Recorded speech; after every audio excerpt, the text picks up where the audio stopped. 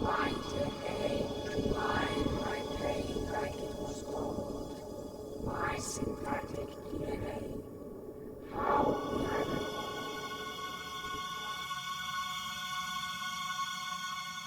Hallo Johanna Bruckner, Gast von Double Feature.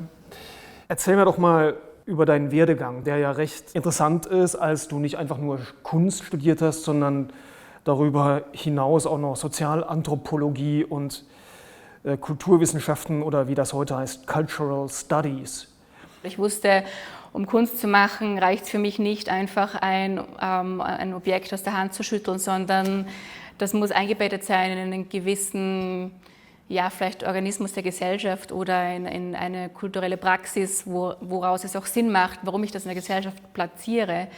Und für mich war also schon in meiner Jugend klar, dass ich mir zuerst so ein Wissen aneignen möchte. Ich möchte mich positionieren in der Gesellschaft, wer bin ich und woher komme ich, und dann kann ich erst Kunst studieren. Also ich hatte so eigentlich mehr Respekt vor Kunst und ich brauchte dazu erst ein theoretisches Studium, um gut Kunst machen zu können, weil eigentlich, man kann es nicht so einfach lernen wie jetzt zitieren, finde ich. Also so sehe ich mich als Facilitator, die Mechanismen katalysieren kann oder vielleicht so affektives Wissen bahnt und dann, was dann wieder explodiert auf eine andere Art und Weise und andere Bereiche der Gesellschaft wieder in Gang bringt oder sagen wir so wellenförmig, also Stoßwellen gibt und also durch Affekt natürlich, weil ja Affekt sehr wichtig ist in meiner Arbeit, also dadurch die Ästhetik und des Affekts die Gesellschaft auf andere Art und Weise wieder neu in Gang bringt und woanders explodieren lässt sozusagen.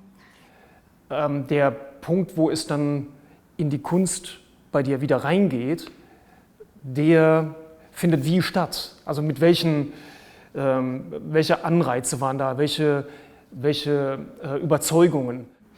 Also für mich war tatsächlich die Wissenschaft zu eng. Ich konnte mich da nicht nach meinen eigenen Regeln entfalten oder sagen wir so, die Regeln waren mir zu eng und so sehe ich Gesellschaft nicht als funktionierender Organismus, wo Dinge nach einem Regelsystem laufen, sondern es geht mehr um wilde Systeme, es geht eigentlich um Entgrenzung, um das Austreten von Linien oder von gewissen Spuren, und es geht für mich um Energien, die in viele Richtungen gehen, also um das Polymorphe, würde ich sagen, wie ich es in meiner Arbeit oft benenne.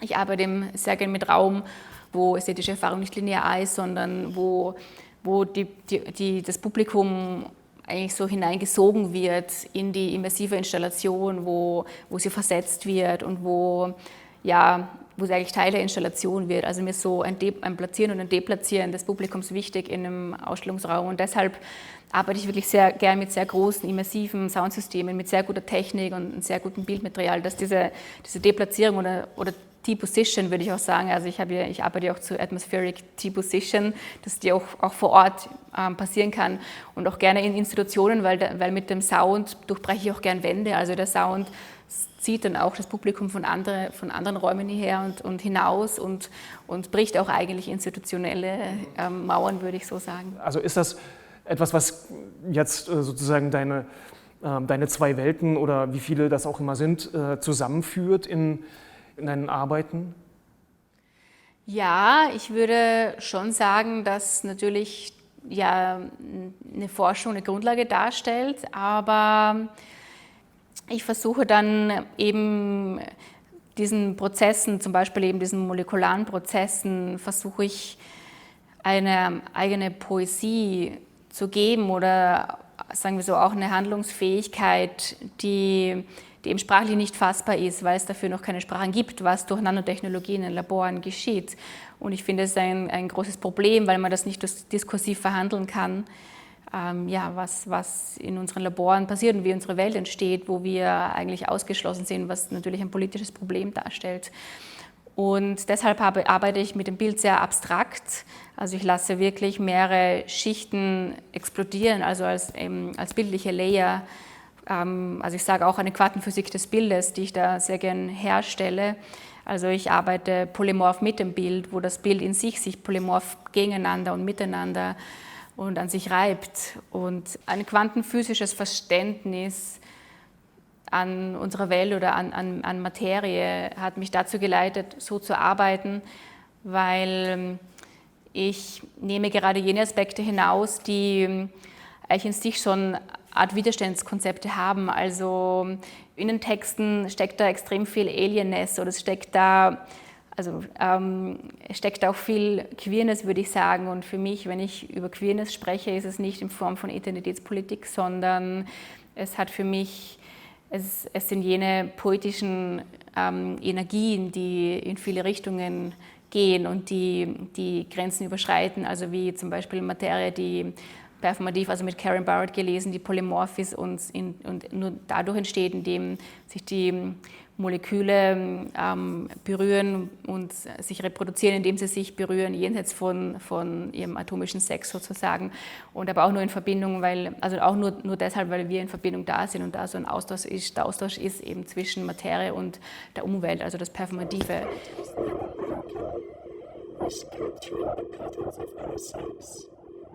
As molecular machines opening any entity to its provisional vicissitudes, as general self-relations, that enable them to become what do not consent to besides nature and reality.